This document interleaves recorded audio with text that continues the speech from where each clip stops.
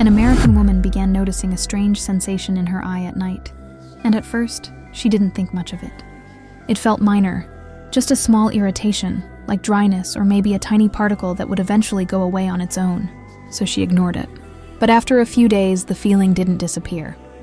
Instead, it started coming back more often, especially at night. Every time she tried to rest, she would notice it again.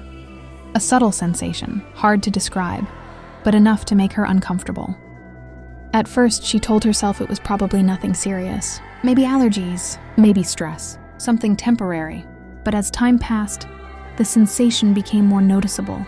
Not painful, but persistent. And the fact that it kept happening made it harder to ignore.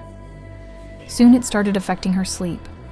She would wake up in the middle of the night, aware of the same feeling, trying to figure out what was causing it. That's when concern started to set in. She began paying closer attention, hoping it would stop, but it didn't.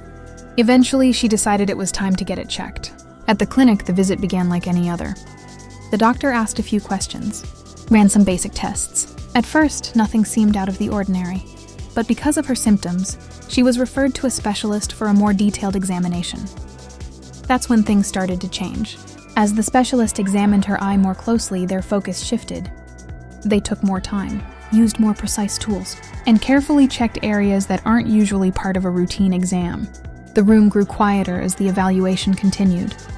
It wasn't panic, but it was clear that they had found something that needed attention. Something uncommon. The medical team remained calm and professional, but they began preparing for a more careful procedure to identify exactly what was causing the sensation.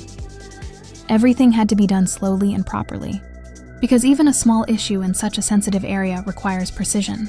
And finally, they were able to confirm what was behind it.